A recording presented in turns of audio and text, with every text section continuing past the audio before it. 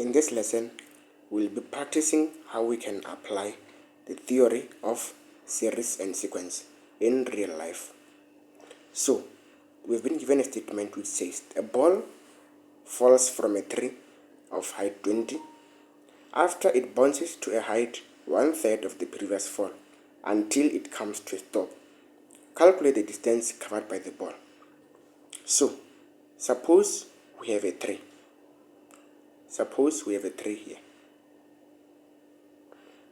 and the tree has a height of 20. Let's say the height of a tree is 20 meters. So, we have a ball here, and the ball is going to fall to the ground. It's going to fall to the ground from a height of 20. After, it's going to bounce up, reaching a maximum and then coming down again.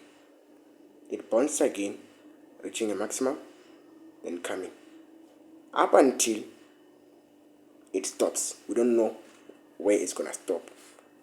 So what we need to understand here is that the first fall is counted as 20 meters and it's separate.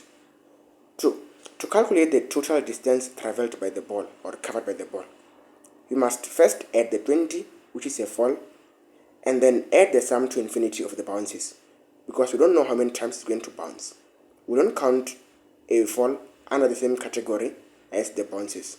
The bounces will form a geometric series because they say it bounces 1/3. It means the ratio there is 1/3. To get the second term, you multiply the first term by 1/3. So what we're going to do here, to understand this, we're going to say to bounce from point A going to point B, what is it going to be? To bounce from point A to point B is going to be 1/3 of 20. But because it's going up and then it's going down, we're going to multiply that by 2. That is the first term.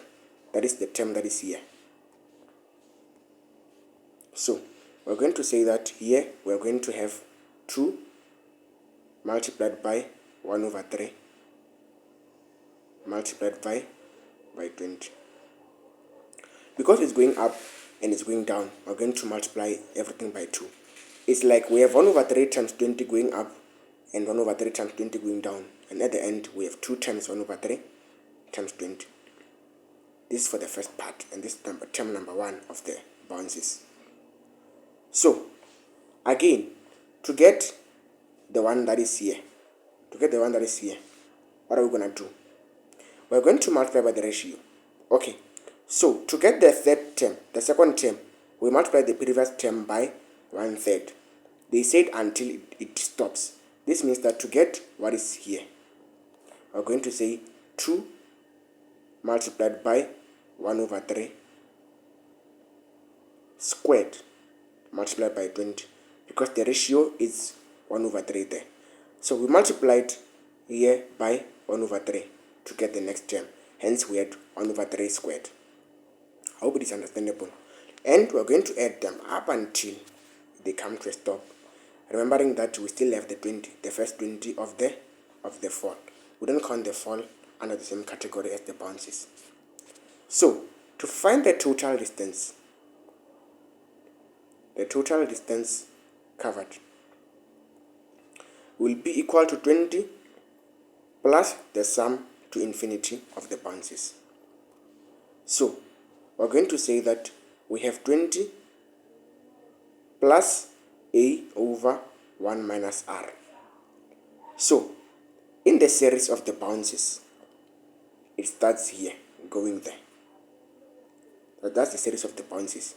What is the first term? The first term is the value of a, and it's given as 2 times 1/3 times 20. So we're going to plug it in here. We're going to say we have 20 plus 2 times 1/3 times 20 is the first term, and we're going to divide it by 1 minus the ratio is how much do you have to multiply to the previous term to get the next term. We had to multiply 1/3, so we're going to divide 1/3 there, and at the end we're going to add everything. We're going to say 20 plus 2 times 1 over 3 multiplied by 20 all over 1 minus 1 over 3. And at the end, we get 40. So we get 40 meters. So 40 meters is the total distance covered by the ball. The first 20 is for the bounces. It bounced from a tree of 20 meters. And then it continued to bounce. It fell from a tree at a height of 20. And it continued to bounce. These are the bounces. The bounces are these ones. Okay.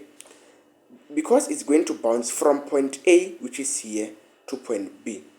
It's going to bounce at 20 times 1 over 3. It's 1/3 of the previous fall, which is 20. Because it's going to go up and go down, we're going to multiply that by 2.